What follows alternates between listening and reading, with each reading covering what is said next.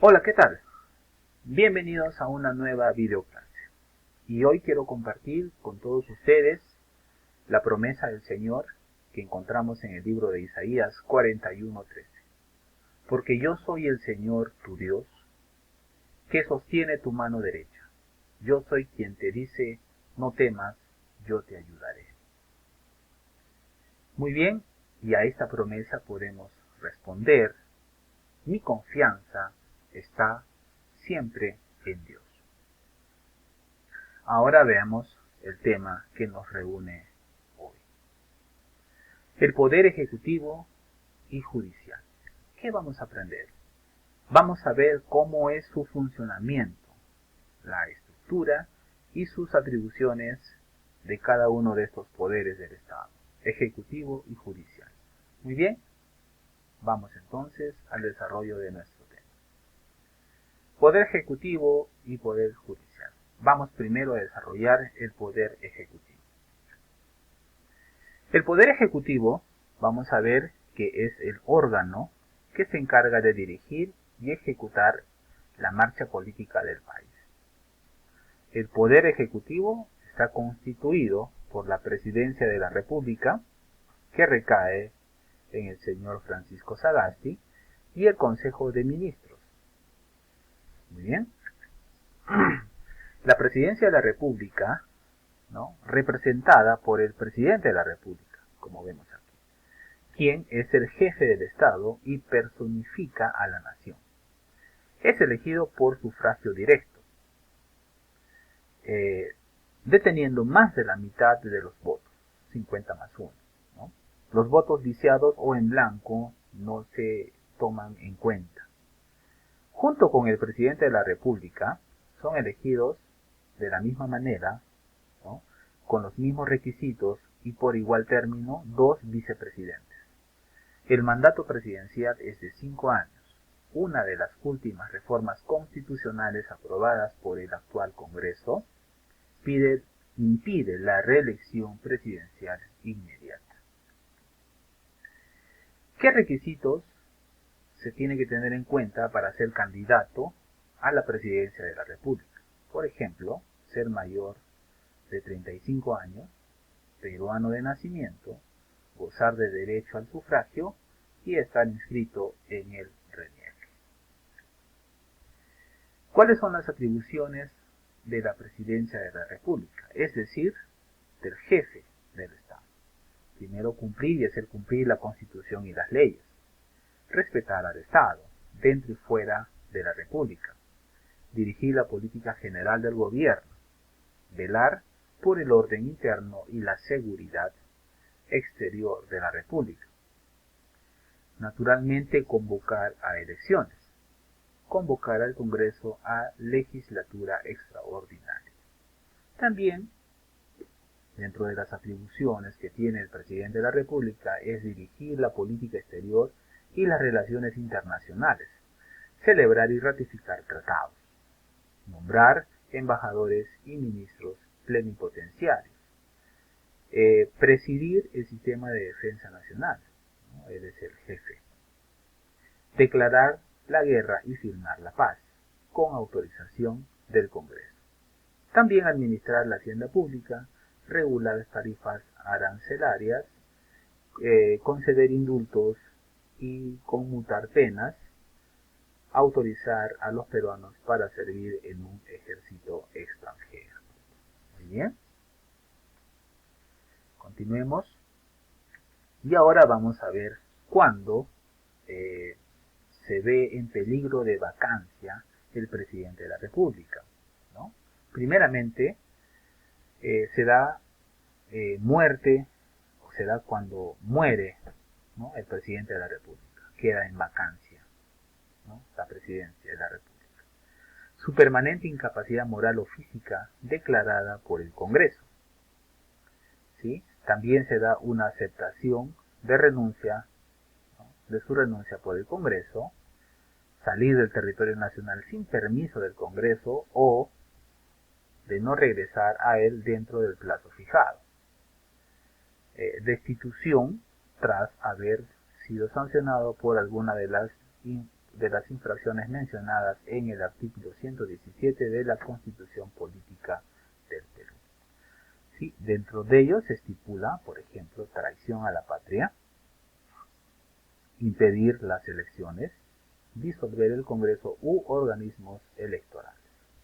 Bien, todos estos son considerados como actos, ¿no?, para solicitar o dar vacancia al presidente de la República. Como habíamos mencionado, en el Poder Ejecutivo, ¿no?, está el presidente y está el Consejo de Ministros.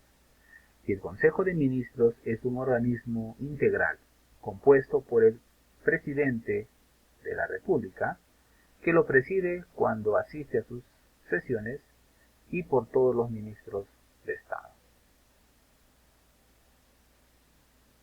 El presidente de la República nombra y remueve al presidente del Consejo de Ministros, es decir, al premier, ¿no?, o primer ministro también se le llama. También nombra y remueve a los demás ministros, a propuesta y con acuerdo respectivo del presidente del Consejo de Ministros. Bien, aquí vemos, en este caso, en el actual Consejo de Ministros, tenemos a la premier, ¿no?, a la primera ministra. ¿Cuáles son los requisitos para ser ministro? Peruano de nacimiento, ciudadano en ejercicio y haber cumplido 25 años de edad. Atribuciones del Consejo de Ministros. Por ejemplo, ¿cuáles son sus responsabilidades, ¿no? Aprobar los proyectos de ley que el presidente somete al Congreso, aprobar los derechos legislativos, ¿no?, los decretos legislativos y los decretos de urgencia que dicta el presidente, así como las resoluciones que dispone la ley. Deliberar asuntos de interés público. El presidente del Consejo de Ministros, ¿no?, es ministro sin cartera, es decir, sin ministerio a su cargo. Es el portavoz autorizado del gobierno y también es aquella persona que va a coordinar las funciones de los demás ministros. Muy bien. Entonces, hemos podido conocer en qué consiste, cómo funciona el Poder Ejecutivo. Ahora, vayamos al Poder Judicial. Nuestro país cuenta con un Poder Judicial, el cual se encarga de la administración de justicia, es decir, busca soluciones a los diferentes problemas que haya entre los miembros de la sociedad. Es importante conocer cómo funciona este poder del Estado y así estar preparados para cuando tengamos que enfrentar algún problema en un juzgado o en una corte. Muy bien, veamos entonces acerca del Poder Judicial. Es uno de los 3 poderes del Estado peruano, que tiene la potestad de administrar justicia, como lo hemos mencionado, y solucionar conflictos que se dan en la sociedad, por medio de una orden llamada sentencia. La Constitución Política del Perú, en el artículo 138, señala: la potestad de administrar justicia emana del pueblo, y se ejerce por el Poder Judicial, a través de sus órganos jerárquicos, con arreglo a la Constitución y a las leyes. Los principios y derechos de la función jurisdiccional. La unidad y exclusividad de la función jurisdiccional. La independencia en el ejercicio de la función jurisdiccional. La observancia del debido proceso. La publicidad en los procesos, salvo disposición contraria de la ley. La pluralidad de la instancia. También vemos aquí, dentro de los principios y derechos, ¿no?, de la función jurisdiccional, vemos la indemnización en la forma que determine la ley por los errores judiciales. El principio de no dejar de aplicar justicia por vacío en la ley. El principio de no ser penado sin proceso judicial. El principio de no ser condenado en ausencia. Y el principio de no ser privado del derecho de defensa en ningún estado del proceso. Finalmente vemos el principio de que el régimen penitenciario tiene por objeto la reeducación, rehabilitación y reincorporación del penado a la sociedad. Ese es el fin de de las cárceles, ¿no? De las instituciones penitenciarias. Muy bien, ahora veamos cuáles son los órganos jerárquicos del Poder Judicial. ¿Cuáles son los órganos? Son todos estos. Por ejemplo, la Corte Suprema de Justicia, Cortes Superiores, juzgados especializados, juzgados de paz letrados y finalmente los juzgados de paz. Ahora veamos algunos de ellos. La Corte Suprema de Justicia. La Sala Plena de la Corte Suprema es la última instancia de fallo del Poder Judicial. Está integrada por 18 vocales supremos. Resuelve los procesos iniciados en las Cortes Superiores. En la propia Corte Suprema, los de materia constitucional y los demás que señala la ley. Su sede está en Lima y su competencia se extiende en todo el territorio de la República. ¿Sí? La Corte Suprema está conformada por el presidente de la Corte Suprema, el vocal jefe de la Oficina de Control de la Magistratura, el vocal del Consejo Ejecutivo del Poder Judicial y los vocales de las salas jurisdiccionales. El otro órgano son las Cortes Superiores, ¿no? Tiene su sede en la ciudad, señaladas por la ley. Su competencia comprende el distrito judicial correspondiente, ¿no? Actualmente existen 27 Cortes Superiores de Justicia. Estas están conformadas por el presidente de la Corte Superior y los vocales superiores agrupados en diversas salas superiores. Es importante también señalar que cada Corte Superior cuenta con salas especializadas o mixtas, que señala el Consejo Ejecutivo del Poder Judicial, según sean sus necesidades. También mencionamos aquí los juzgados especializados o mixtos, ¿no? Existen los siguientes juzgados: juzgados civiles, juzgados penales, juzgados de trabajo, juzgados agrarios, juzgados de menores. La Corte Suprema puede crear otros juzgados de distinta especialidad a los señalados en un momento.